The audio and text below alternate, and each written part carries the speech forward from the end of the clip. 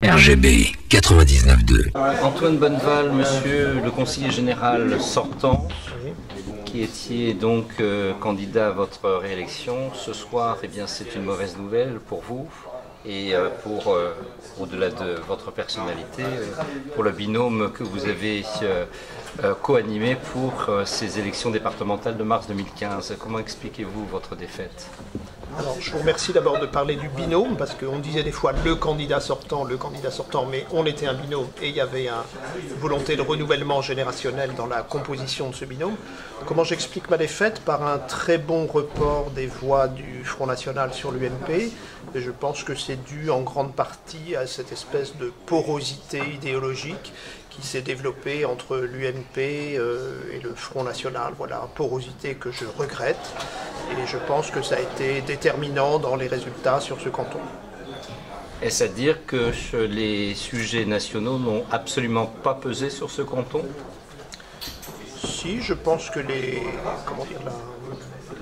gens se sont déterminés en grande partie en fonction de leur sensibilité politique nationale.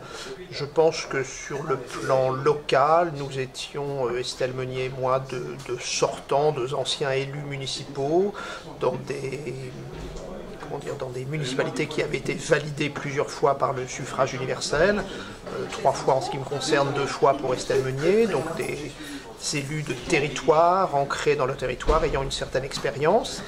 Et donc je regrette, oui, que l'aspect national ait pris le pas sur l'aspect local.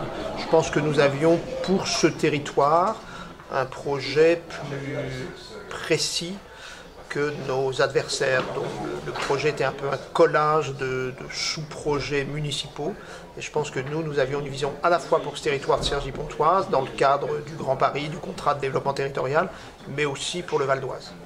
Alors, en même temps, effectivement, quelles que soient les analyses que l'on peut faire au soir de ce deuxième tour, on voit bien que la gauche, et en particulier le Parti socialiste, a été sanctionné dans ce département comme dans d'autres départements.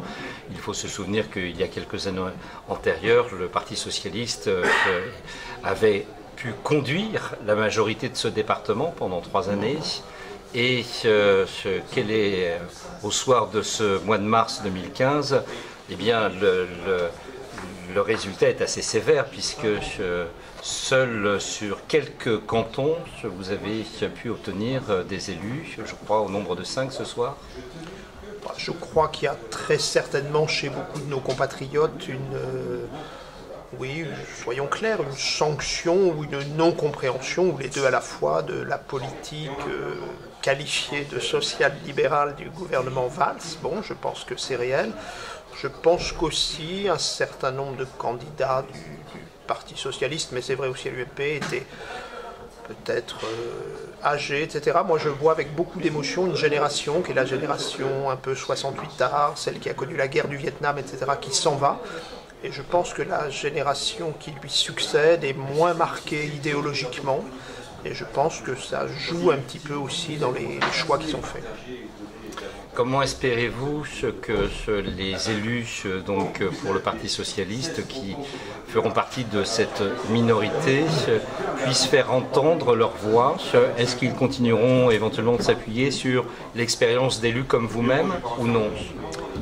Écoutez, j'espère qu'il y aura des liaisons, alors d'une part au niveau des institutions entre le Conseil général et les différentes communautés d'agglomération, même si elles ne sont pas du même bord politique.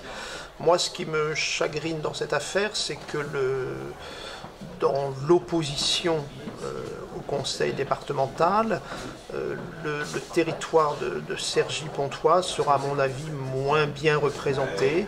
Il va être représenté par des élus, certes plus jeunes, mais moins expérimentés. Et je pense que dans les enjeux qui vont se dessiner très vite, là, dans les 2-3 ans qui viennent, autour du Grand Paris, autour je me répète, des contrats de développement territoriaux, etc., il y a des enjeux stratégiques extrêmement forts. Je ne suis pas persuadé, je ne veux pas porter malheur, mais que les élus qui arrivent, qui ont moins d'expérience, perçoivent très vite tous les enjeux et tous les risques, tous les risques dans des choix qui ne sont pas bien portés. Et il y a parfois des trains qui peuvent passer très vite, qu'ils risquent à mon avis de manquer. C'est ce que je craindrais moi pour le territoire. Vous avez été pendant de longues années un élu de terrain. présent au quotidien sur le territoire de Cergy en particulier. Comment vous voyez l'état de la gauche aujourd'hui et surtout, est-ce qu'elle vous semble en capacité de se reconstruire demain au regard de ce qui s'est passé au cours de ce mois de mars 2015 ? Car on ne peut pas dire que le rassemblement, l'unité était un mot d'ordre fortement suivi par l'ensemble des composantes de la gauche. Je crois que ce qui sera déterminant pour l'avenir de la gauche au-delà du canton de Cergy, c'est le congrès du Parti socialiste. Soit une ligne est clairement choisie, soit le Parti socialiste explose. S'il explose, je pense que la gauche sera en poussière pour au moins une décennie. Et que moi j'ai connu quand j'étais jeune cette gauche comme ça fragmentée dans toute une série de petites organisations.